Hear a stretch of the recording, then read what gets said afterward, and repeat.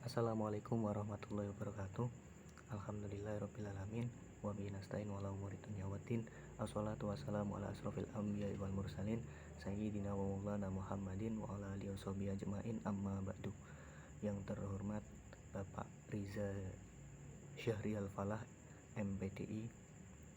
Yang saya hormati teman-teman kelas PAIA semester 3, dan tak lupa para penonton yang menonton video saya ini. Sebelumnya kita ucapkan syukur alhamdulillah kepada Allah Subhanahu wa taala yang telah melimpahkan rahmatnya sehingga kita bisa masih diberikan kesehatan, masih bisa menjalankan rutinitas bersama ke aktivitas kita sehari-hari. Di video ini saya buat untuk memenuhi tugas mata kuliah Filsafat Pendidikan, tugas UTS, yakni membuat peta konsep dengan judul Metafisika dan Epistemologi. Oke, sebelumnya perkenalkan, nama saya Muhammad Ilmanwar Rosyad, NIM 1910110029.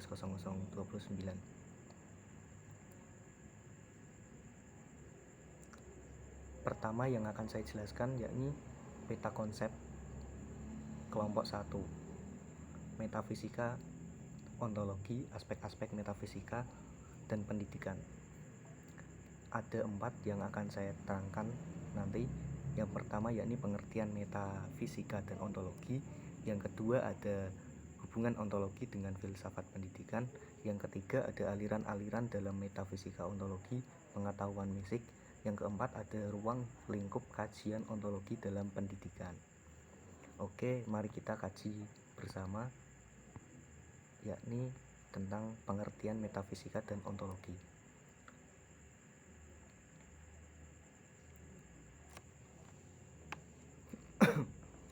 Metafisika merupakan bagian filsafat tentang hakikat yang ada di setiap balik fisika. Hakikat yang bersifat abstrak, di luar jangkauan pengalaman manusia.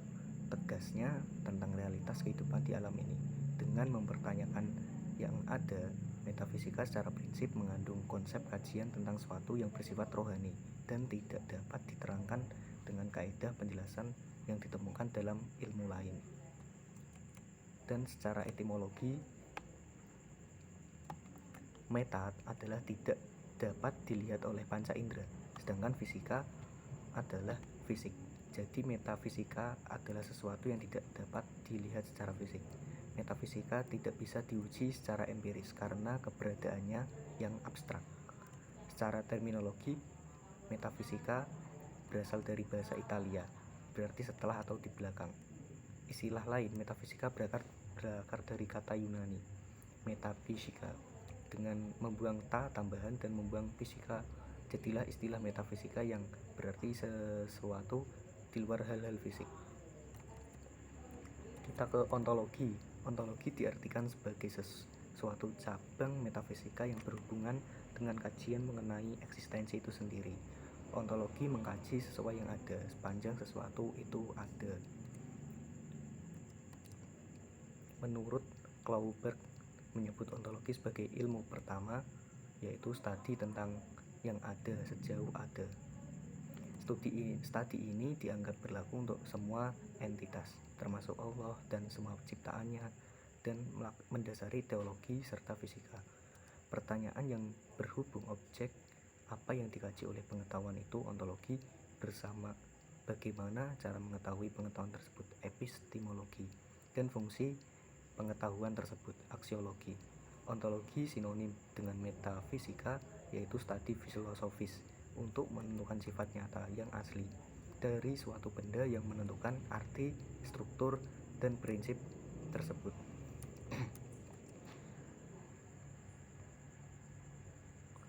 Yang kedua yang akan kita bahas yakni hubungan ontologi dengan filsafat pendidikan. Di sini bermakna bahwa adanya pendidikan bermaksud untuk mencapai tujuan. Maka dengan ini tujuan menjadi hal penting dalam penyelenggaraan pendidikan. Dan secara umum dapat dikatakan bahwa pendidikan dapat membawa anak menuju kepada kedewasaan. Dewasa baik dari segi jasmani, baik dari segi rohani. Dengan mengetahui makna pendidikan, makna ontologi dalam pendidikan itu sendiri merupakan analisis tentang objek materi dari ilmu pengetahuan, berisi mengenai hal-hal yang bersifat empiris, serta mempelajari mengenai apa yang ingin diketahui manusia dan objek yang akan diteliti. Dasar ontologi pendidikan adalah objek materi pendidikan di mana sisi yang mengatur seluruh kegiatan pendidikan. Jadi, hubungan ontologi dengan pendidikan menempati posisi landasan yang terdasar dari fondasi ilmu, di mana situlah terletak undang-undang dasarnya dunia ilmu. Pembahasan yang ketiga adalah aliran-aliran metafisika, ontologi, pengetahuan mistik. Paham ini menganggap bahwa hakikat yang asal dari seluruh kenyataan itu hanyalah satu saja, tidak mungkin dua. Haruslah satu hakikat sebagai sumber asal, baik yang asal berupa materi maupun berupa rohani. Tidak mungkin ada hakikat masing-masing bebas dan berdiri sendiri. Yang akan kita bahas ini adalah ada aliran-aliran meta. Yang pertama, aliran dualisme, ada aliran pluralisme, ada aliran nihilisme, ada aliran agnotisme. Yang pertama adalah aliran monoisme. Aliran monoisme ya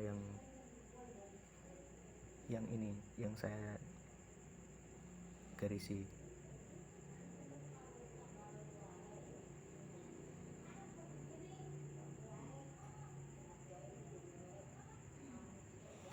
Aliran monoisme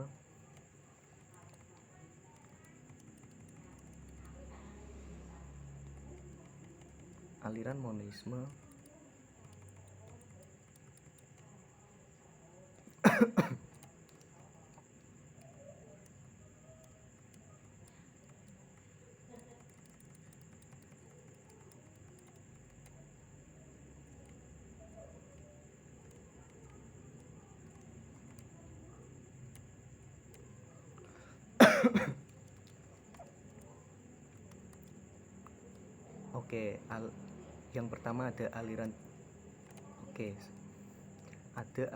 dualisme, yakni adalah aliran yang mencoba memadukan antara dua paham yang saling bertentangan, yaitu materialisme dan idealisme.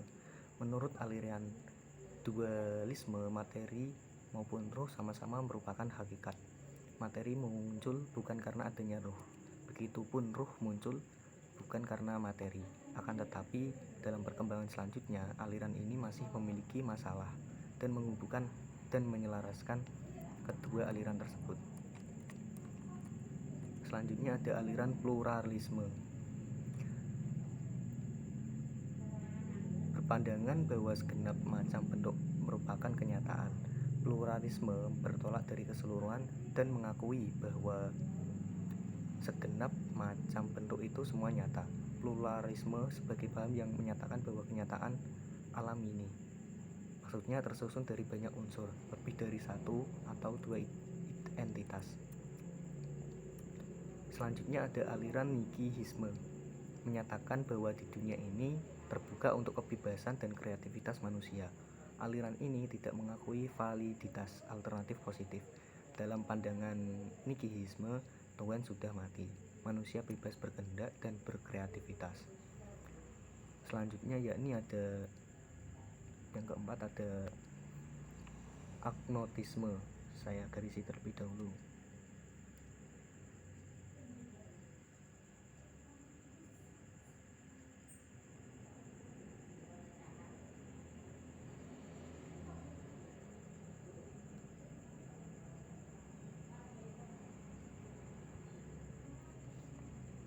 Aliran agnotisme bahwa manusia tidak mungkin mengetahui hakikat sesuatu di balik kenyataannya. Manusia tidak mungkin mengetahui hakikat batu, api, air, dan sebagainya. Sebab menurut aliran ini, kemampuan manusia sangat terbatas dan tidak mungkin tahu apa hakikat sesuatu yang ada, baik oleh inderanya maupun oleh pikirannya. Paham ini mengingkari kesanggupan manusia untuk mengetahui hakikat benda, baik hakikat materi maupun hakikat rohani. Kita sekarang memasuki ruang lingkup kajian ontologi dalam pendidikan. Saya garis terlebih dahulu.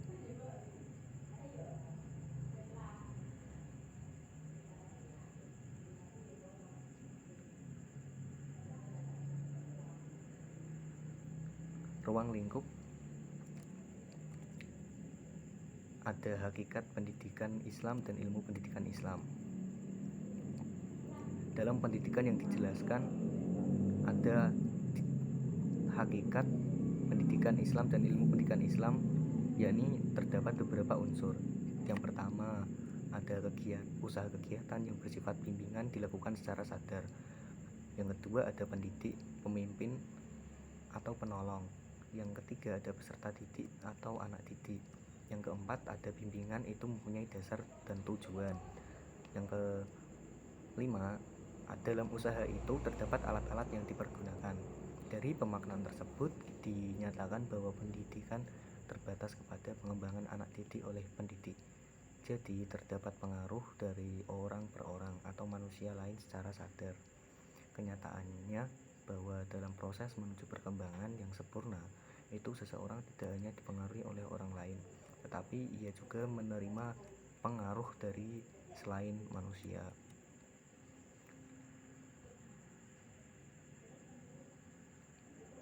Yang kedua, ada hakikat sebagai tujuan pendidikan Islam.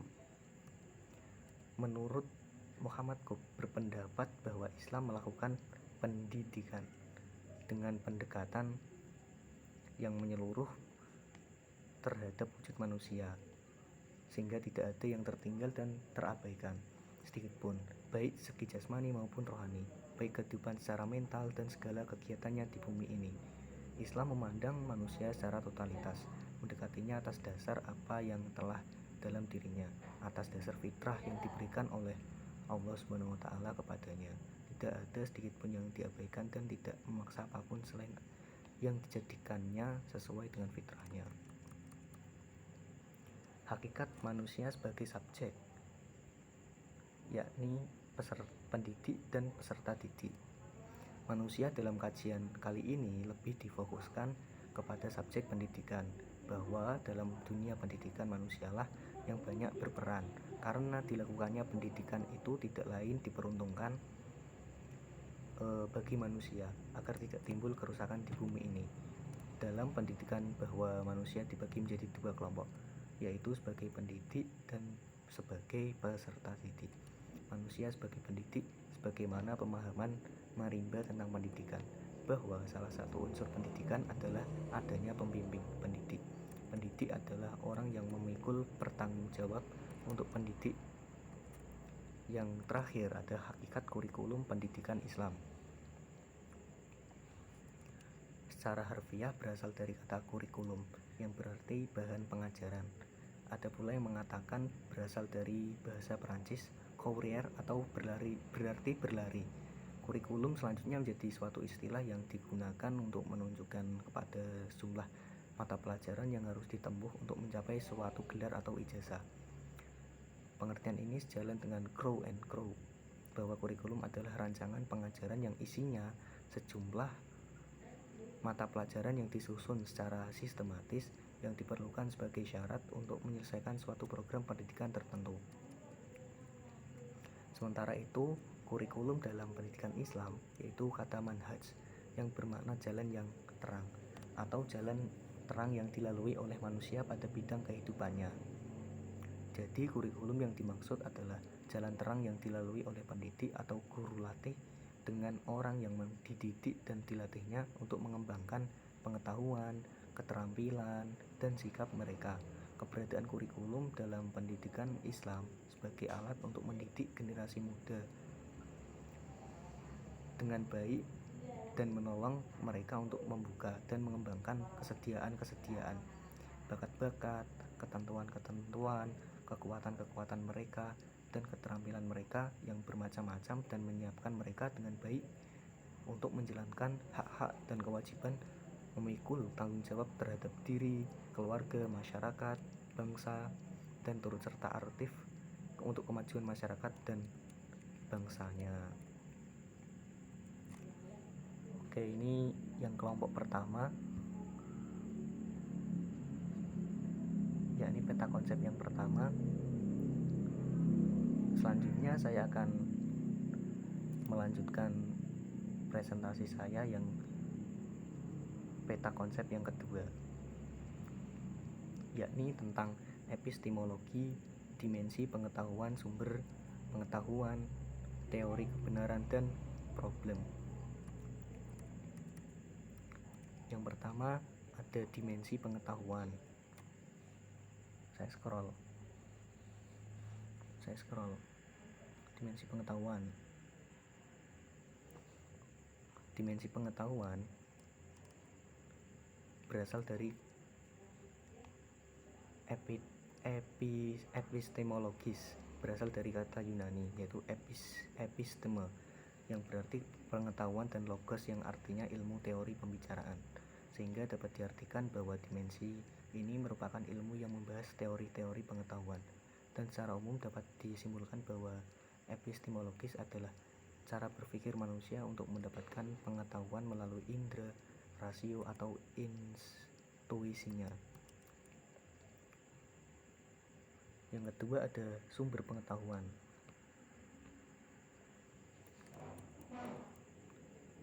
Sumber pengetahuan secara umum antara lain ada empirisme. Aliran ini bahwa manusia memperoleh pengetahuan melalui pengalaman. Dalam hal ini ada 3 hal, yaitu mengetahui subjek, yang diketahui objek, dan cara mengetahui pengalaman. Tokoh yang terkenal John Locke 1632 sampai 1704, George Berkeley 1685 sampai 1753, dan David Hume. Dalam Al-Quran banyak ayat yang menganjurkan untuk melakukan perjalanan dan menjadikan pengalaman sebagai pembelajaran yang harus dimanfaatkan. Oleh karena itu, dalam pandangan Al-Quran, wujud yang diinformasikan oleh panca indera selama dalam wilayah kerjanya dapat diandalkan, dan bahwa apa yang dijangkaunya adalah satu kenyataan dan pengetahuan. Bahkan di dalam Al-Quran secara tegas menyatakan bahwa yang artinya Allah mengeluarkan kamu dari dan perut ibu-ibu kamu dalam keadaan ketika tidak mengetahui sesuatu pun, dan Dia memberikanmu pendengaran, aneka penglihatan, dan hati agar kamu selalu bersyukur. Yang kedua ada rasionalisme. Aliran ini menyatukan bahwa akar reason merupakan dasar kepastian dan keberatan pengetahuan. Walaupun belum didukung oleh fakta empiris, tokohnya adalah René Descartes 1596 sampai 1650, Baruch Spinoza 1632 sampai 1677, dan Gottfried Leibniz 1646 sampai 1716. Al-Quran memerintahkan manusia untuk menggunakan nalarnya dalam menimbang ide yang masuk ke dalam benaknya. Banyak ayat yang berbicara tentang hal ini, dan dengan berbagai redaksi seperti takkilu, tatafakkarun, tadabbarun, dan lain-lainnya. Ini membuktikan bahwa akal pun mampu meraih pengetahuan dan kebenaran selama ia digunakan dalam wilayah kerjanya. Intuisi selanjutnya yakni intuisi. Dengan intuisi ini, manusia memperoleh pengetahuan secara tiba-tiba tanpa melalui proses penalaran tertentu. Ciri-ciri khas intuisi adalah antara lain zauqi, yang artinya rasa, yaitu melalui pengalaman langsung; ilmu huduri, yaitu kehadiran objek dalam diri subjek; dan eksistensial, yaitu tanpa melalui kategorisasi, akan tetapi mengenalnya secara intim. Henry Bergson menganggap intuisi merupakan hasil dari evolusi pemikiran yang tertinggi, tetapi bersifat personal. Dalam surat pertama yang diturunkan kepada baginda Nabi Muhammad SAW dijelaskan bahwa ada dua cara mendapatkan pengetahuan. Pertama yakni pena tulisan yang harus dibaca oleh manusia, dan yang kedua melalui pengajaran secara langsung tanpa alat. Cara ini dikenal dengan istilah ilmu laduni, seperti ilmu yang diperoleh oleh Nabi Khidir. Yang keempat yakni ada wahyu. Wahyu adalah berita yang disampaikan oleh Tuhan kepada nabinya untuk kepentingan umatnya. Sesungguhnya antara wahyu dan keyakinan hampir tidak dapat dibedakan karena keduanya menggunakan kepercayaan. Perbedaannya adalah bahwa keyakinan terhadap wahyu yang secara dogmatis diikutinya adalah peraturan yang terdapat dalam agama, sedangkan keyakinan lebih bersifat kemampuan jiwa manusia yang merupakan pengamatan dari kepercayaan.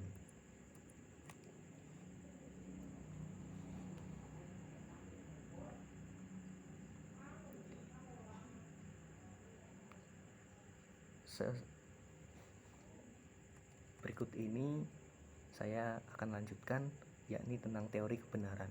Berikut ini adalah teori-teori yang akan saya paparkan, yakni teori korespondensi. Yang pertama, korespondensi, yakni teori kebenaran yang didasarkan pada fakta objektif. Sebagai dasar kebenarannya, teori ini menyatakan bahwa sebuah pernyataan dianggap benar hanya jika pernyataan tersebut berhubungan dengan fakta objektif. Yang ada 16 fakta objektif tersebut adalah segala bentuk fenomena berupa tampilan, visual, suara, rasa maupun tekstur yang bisa ditangkap melalui panca indera. Sederhananya, suatu pernyataan dianggap benar jika ada faktanya. Jika tidak, maka pernyataan tersebut bukan kebenaran. Oleh karena sifatnya yang mengandalkan pengalaman indrawi dalam menangkap fakta, maka teori ini menjadi teori yang digunakan oleh para empiris. Sebagai contoh, sebuah pernyataan di luar terjadi hujan dianggap benar jika terdapat fakta objektif di luar sana. Benar-benar terjadi hujan. Peristiwa turunnya hujan dari angkasa harus bisa ditangkap oleh panca indera. Jika tidak bisa ditangkap oleh panca indera, maka peristiwa hujan itu bukan merupakan fakta, melainkan peristiwa delusif yang hanya berada dalam imajinasi si pemberi pernyataan. Yang kedua ada teori koherensi.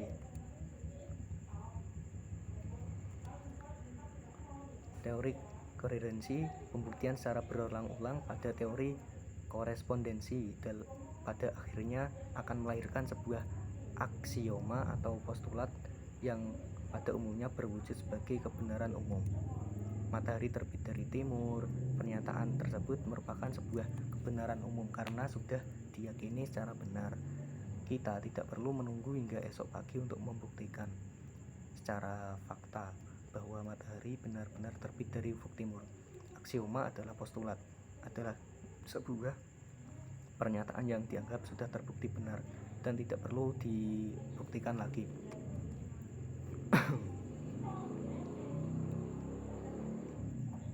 Selanjutnya yakni teori pragmatif.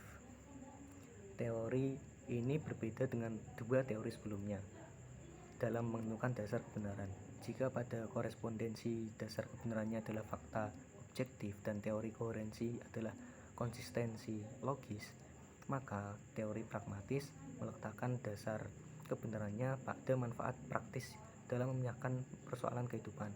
Tidak hanya berlaku pada dunia empiris, teori pragmatis ini lebih lanjut juga bisa diterapkan berkaitan dengan objek pengetahuan metafisik.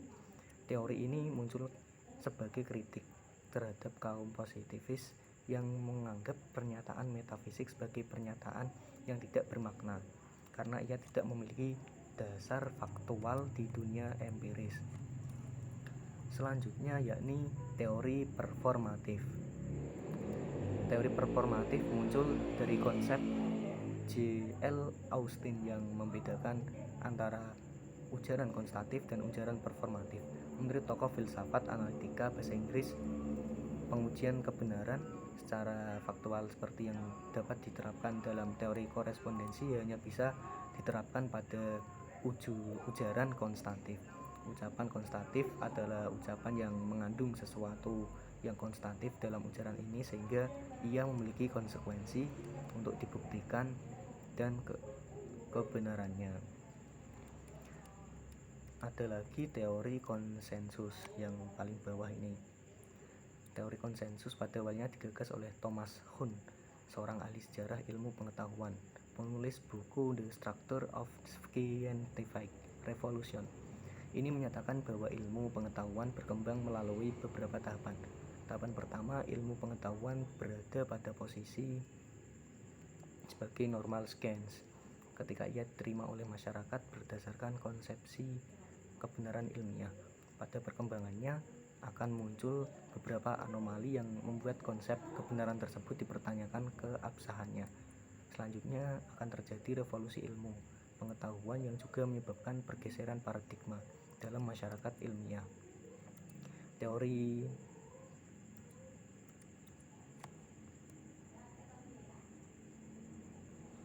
Oke, itu tadi penjelasan saya mengenai teori-teori yang telah digagas oleh para pakar. Yang selanjutnya ini materi yang terakhir, yakni problem epistemologi pendidikan. Problem pendidikan Islam secara lebih komprehensif antara lain dikemukakan Syamsul Afandi. Menurutnya ada 17 problematika yang sedang dihadapi pendidikan Islam saat ini. Yang pertama, kurikulum yang tidak jelas orientasinya. Yang kedua, implementasi pendidikan Islam masih tidak jelas atau masih memelihara warisan lama, sehingga ilmu yang dipelajari baik ilmu klasik, ilmu modern tidak tersentuh. Ketiga adalah umat Islam cenderung terbuai dengan romantisme masa lalu, sehingga mereka sulit dan enggan melakukan reformasi dan pembaruan. Mungkin itu saja dari saya, pemaparan saya. Mungkin kurang lebihnya saya mohon maaf. Wallahul muwaffiq ila aqwamit thoriq. Wassalamualaikum warahmatullahi taala wabarakatuh.